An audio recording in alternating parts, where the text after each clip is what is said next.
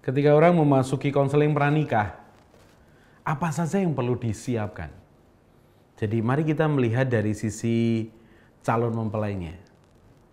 Saya biasanya akan menanyakan yang pertama adalah latar belakang. Jadi saya akan tanya, bagaimana ini? Bagaimana ceritanya kamu sampai ketemu dia kemudian mantap? Jadi di awal konseling pranikah saya akan minta kedua calon mempelai ini cerita. Sambil mendengarkan cerita mereka, sesekali saya stop, saya hentikan, dan saya ajak mereka melihat bersama-sama bahwa itu akan jadi potensi konflik. Seperti contohnya begini. Sang calon mempelai pria ngomong begini. Saya tanya, kamu anak keberapa dari berapa? Lalu dia mengatakan, saya anak terakhir Pak dari 3 bersaudara. Anak bungsu. Ya. Kemudian dia cerita, dia besarkan di mana. Saya tanya lagi, kamu dekat dengan siapa? Sebagian besar anak lebih dekat kepada mamahnya. Sebagian besar. Ya, karena mama atau seorang wanita yang jadi ibunya ini memiliki kelebihan dalam membangun hubungan dengan orang lain. Pria lebih sulit membangun hubungan dengan orang lain, tapi wanita lebih fleksibel, lebih hangat, lebih bisa menyesuaikan. Jadi kalau saya tanya kepada calon mempelai pria, kamu ini lebih dekat dengan siapa? Itu akan berpengaruh. Kalau dia mengatakan, saya lebih dekat dengan mama saya. Maka biasanya saya akan kejar, apakah mamamu seorang istri yang dominan, seorang ibu yang kuat? Kalau dia mengatakan, iya Pak, mama saya wanita yang kuat. Wow, mama saya seorang wanita yang dominan. Saya berhentikan konselingnya, saya sela begini dengan mengatakan, perhatikan ya, kamu anak bungsu. Aku tidak tahu apakah kamu anak yang manja? Dia menjawab, oh enggak, oh baik kalau begitu berarti kamu ini seorang bungsu yang berbeda. Ya, terus kamu dekat dengan mamamu? Ya dekat. Kamu bangga dengan mamamu? Bangga. Kamu bangga dengan ayahmu?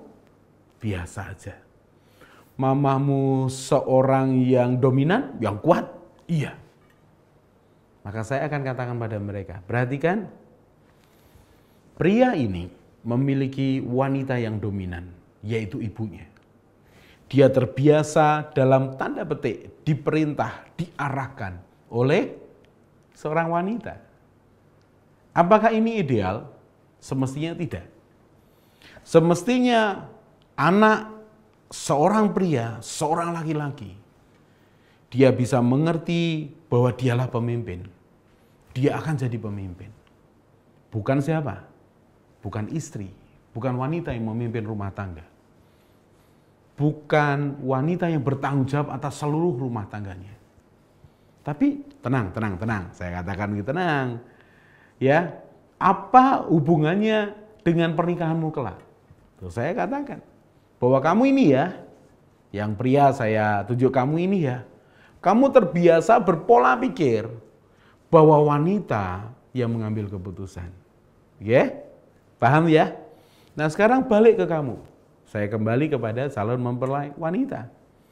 Kamu ini ya, kamu dibesarkan dari keluarga yang seperti apa? Kamu ini lebih dekat dengan siapa? Seperti apa orang tuamu? Seperti apa mamahmu? Seperti apa papahmu? Kalau sang wanita yang mengatakan,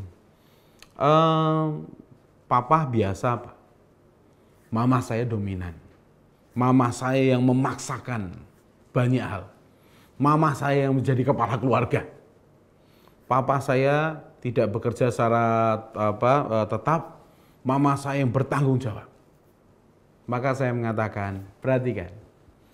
Kamu terbiasa melihat wanita yang kuat yang bertanggung jawab. Di konsepmu, perhatikan. Perhatikan dirimu sendiri. Ya, saya akan lihat dia, perhatikan dirimu sendiri. Di konsepmu kan jelas bahwa wanita bertanggung jawab, wanita mengambil keputusan, ya kan? Jadi kalau kamu menikah dengan pria ini, sepertinya klop, betul kan? Yang prianya menganggap bahwa, aku ini butuh wanita yang kuat, dan mendapatkan kamu wanita yang kuat. Masalah nggak? Ya nggak masalah toh Pak. Kami kan bisa saling menutupi, kami bisa saling melengkapi. Saya katakan gini, di awalnya sepertinya tidak masalah. Tapi berikutnya, ketika kalian sudah menikah, kalian terbiasa dengan pola seperti ini di mana wanita yang mengambil keputusan, wanita yang menjadi pemimpin, wanita yang mengambil alih. Maka yang pertama, kamu menjadi pria yang tidak utuh, suami yang tidak utuh. Maaf kalau saya katakan tidak utuh, artinya semestinya engkau menjadi pemimpin, semestinya engkau yang bertanggung jawab. Di titik tertentu engkau akan mengatakan, ya biar mama aja, biar istri saya aja. Bukankah itu hal yang tidak ideal? Bukankah itu hal yang tidak baik? Kemudian saya katakan lagi, kalau kalian menikah kemudian punya anak, dan anak kalian melihat apa yang terjadi dalam hidup rumah tangga kalian, keluarga kalian seperti ini, di mana sang ibu lebih dominan, maka konsepnya seperti apa? Kalau anakmu pria menghadapi seperti ini, maka dia akan kembali berpikir bahwa apa? Wanitalah pemimpin, istrilah pemimpin, istri yang bertanggung jawab atas semuanya. Dan itu bertentangan, berlawanan dengan kehendak Tuhan. Mengapa? Karena pria, karena suami yang harus memimpin. Nah, saudara perhatikan. Di dalam konseling pranikah, kita akan menemukan prinsip demi prinsip kebenaran.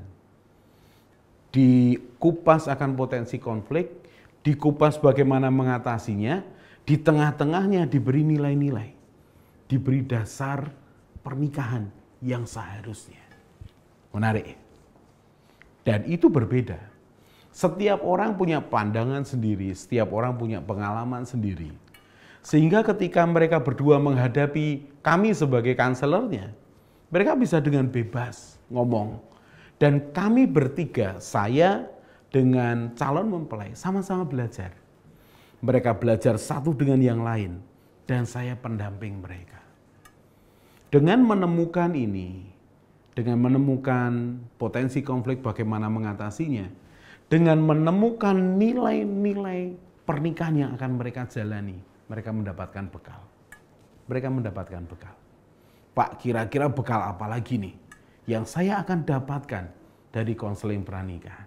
Saya nanti akan lanjutkan di segmen berikutnya.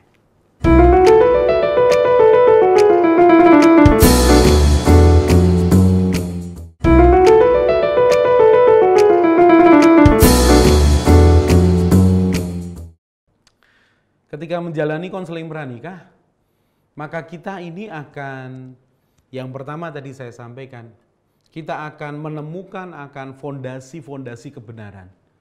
Seharusnya seperti apa seorang wanita, seorang istri, seharusnya seperti apa seorang pria, seorang suami.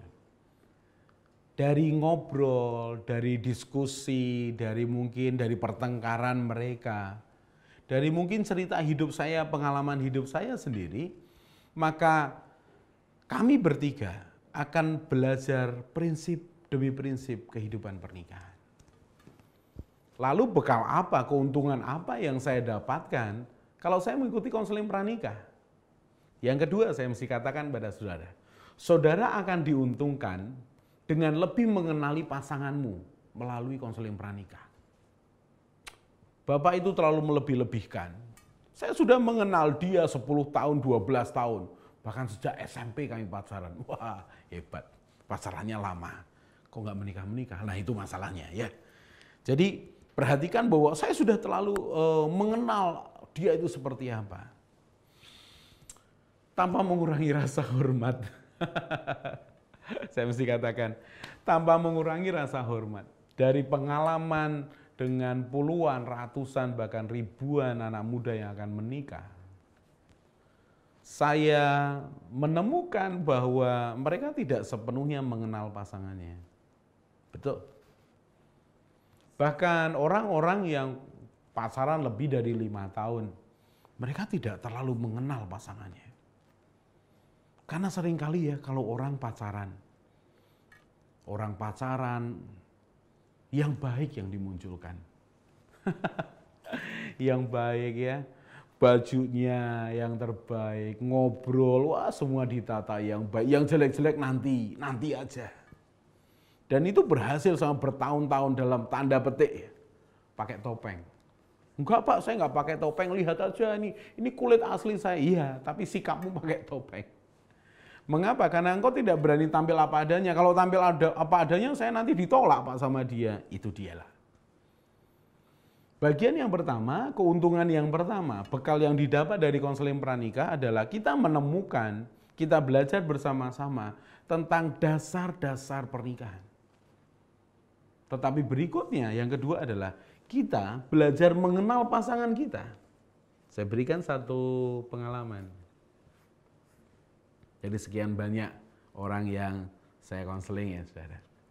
Saya tanya mereka, kamu pacaran berapa lama? Kami pacaran 8 tahun Pak. Wow, lama sekali. Tapi kami ketemunya jarang Pak. 2-3 bulan sekali baru ketemu, paling cepat sebulan sekali karena kami tinggal beda kota. Oh kalian ini mantap menikah. Nanti akan tinggal di mana? Oh kami akan tinggal di kota A. Saya tidak perlu sebutkan kotanya. Kemudian saya tanya begini. Kalian saling mengenal satu dengan yang lain? Ya Pak, kami saling mengenal. Jadi kalian mantap untuk menikah? Ya Pak. Oke, saya tanya lagi ya. Kamu ngerti kekurangan dari pasanganmu? Ya, kamu ini ngerti cowokmu modelnya kayak apa? Tahu Pak. Kamu ngerti kekurangannya? Dia mulai diam. Dia mulai diam. Ya, nggak banyak sih Pak, tapi ya saya tahu kekurangannya. Terus saya tanya ke cowoknya, kamu ngerti nih kekurangan dari calon istrimu? Saya lebih mengenal kelebihannya Pak. Bukankah kita yang penting mengenal kelebihannya daripada kekurangannya? Wah, dia mencoba berargumentasi dengan saya.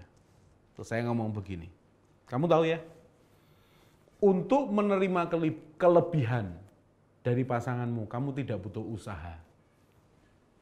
Saya ulangi sekali lagi. Untuk menerima kelebihan pasanganmu, kamu tidak butuh usaha keras, kamu tidak butuh berkorban. Tapi kalau kamu untuk menerima kekurangan pasanganmu, kamu harus berusaha keras menerimanya. Kamu harus berkorban sampai mengerti dan menerimanya. Jadi, mengerti akan kelebihannya, ya itu gampang.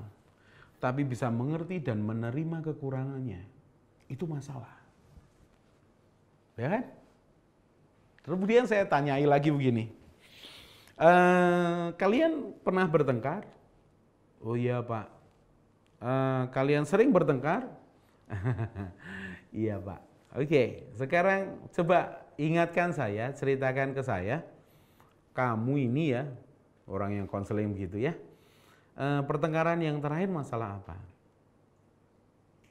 Lalu sang ceweknya mulai ngomong, soal SMS Pak.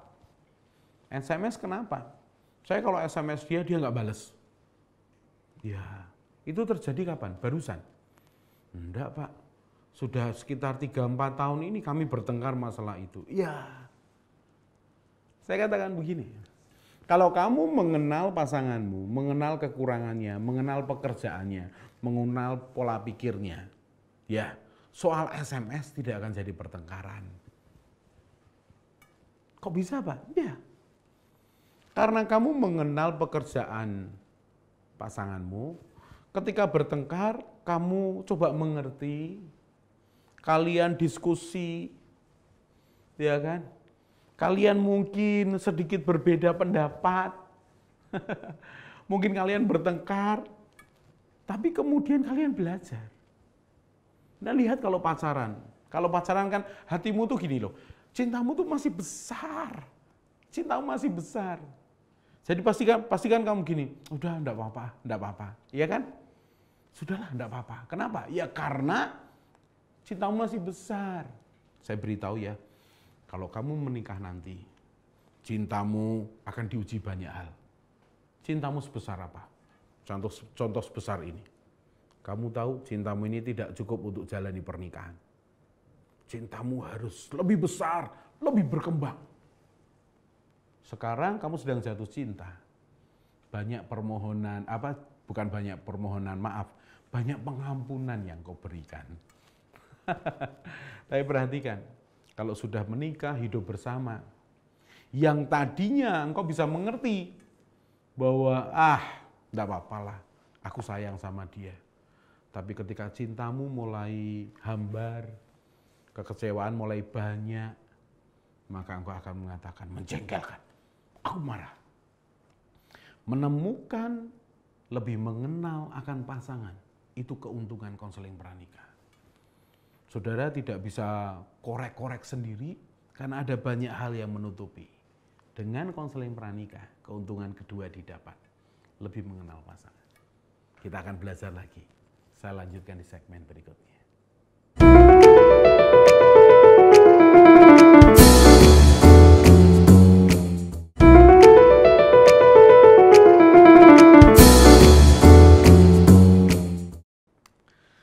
Keuntungan menjalani konseling pranikah, yang pertama kita mendapatkan nilai-nilai dasar dari pernikahan. Bagaimana memperlakukan pasangan, bagaimana mengatasi masalah, dan banyak hal. Keuntungan yang kedua menjalani konseling pranikah adalah kita lebih mengenal akan pasangan kita. Dengan seorang penengah yaitu konselor, dengan pancingan-pancingan cerita, dengan dua cerita dengan cara pandang yang berbeda, dua cerita, cara pandang yang berbeda, maka kita ini akan lebih mengerti akan pasangan kita. Pola pikirnya, reaksinya, ya mungkin sesuatu yang tidak disukai, sesuatu yang ditakutkan. Dengan menjalani konseling pranikah, kita ini mendapat keuntungan. Sekali lagi saya ceritakan, dulu saya tidak pernah menjalani. Tapi ketika belajar selama belasan tahun, ya menjadi pelayan Tuhan, memberikan konseling pranikah khususnya, ada begitu banyak hal yang dilakukan, tapi ini khusus konseling pranikah.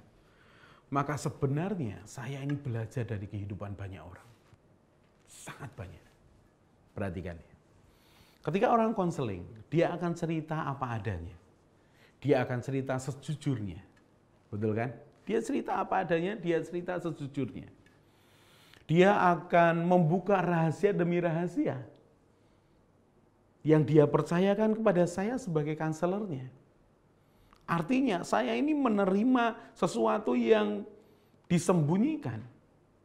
Dan saya harus tahan, kuat untuk tidak menceritakannya ke orang lain.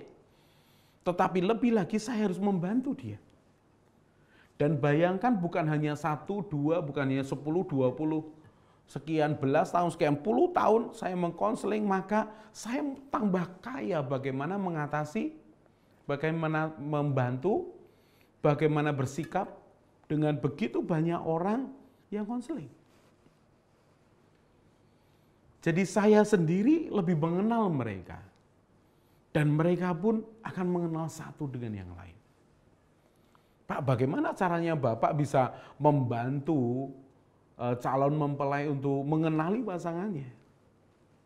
Beberapa cara, saudara. Kadang saya memunculkan satu pertanyaan. Jadi ketika mereka datang, duduk, setelah konseling berikutnya ya ke pasangan yang lain, mereka duduk, beramah-tamah sebentar, lalu saya bisa munculkan satu pertanyaan. Contohnya ya, apa yang kamu lakukan kalau kamu jengkel dengan pasanganmu dan tidak mau ketemu? Itu hanya sesuatu lemparan tertentu yang membuat mereka berpikir, dan kalau tidak siap mereka akan bingung. Maksud Bapak, Pak? Ya, apa yang kamu lakukan kalau kamu lagi jengkel dan tidak mau ketemu dengan pasanganmu? Langsung biasanya muncul, ini Pak, gitu. Lalu mereka cerita. Saya mendengarnya. Saya memperhatikan kalimat demi kalimatnya, saya memperhatikan responnya. Saya hentikan, terus saya ngomong, nah ini lihat, perhatikan. Ada yang mengatakan, ya saya matikan aja Pak handphone saya. Peduli apa? Nah, kalau umpamanya kontak kamu bagaimana? Lalu yang satu, iya Pak, dia itu menjengkelkan, dimatikan semuanya. Padahal kan mesti selesai. Permasalahan mesti selesai.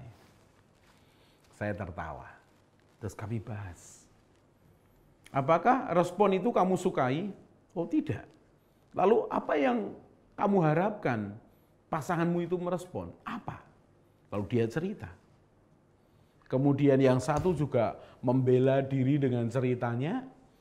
Lalu saya bahas dengan pasangannya. Dengan begitu mereka belajar saling mengenali. Saya mendampingi mereka. Menarik ya? Lalu bagian yang ketiga, keuntungan apa yang didapat orang yang konseling pranikah? Bagian yang ketiga, saudara tidak perlu membayar mahal untuk pernikahanmu, untuk mempertahankan pernikahanmu, untuk menjalani pernikahanmu. Maksudnya Pak, saya punya uang kok untuk bayar. Bukan itu. Saya beri contoh. Kalau engkau tidak dikonseling pranikah, engkau tidak mengerti potensi konflik, maka menghadapi wanita yang cerewet, engkau frustasi. Engkau melihat istrimu, dulu nggak seperti ini loh. Dulu tuh kalau aku aja ngomong diam, ya nurut. Sekarang saya baru ngomong sedikit, dia udah ngomong banyak. Apalagi diulang-ulang lagi. Bayangkan, wanita itu suka mengulang-ulang. Apalagi kalau jengkel. Itu mau diulangi berapa lama. Dan kalau sudah tidak mengerti bagaimana mengatasinya, sudah bingung. Ini kok wanita kok kayak begini. Maka saudara akan menghabiskan waktu, menghabiskan emosi, mungkin berlaku hal yang salah. Harganya mahal. Atas pernikahan yang harusnya berjalan dengan baik.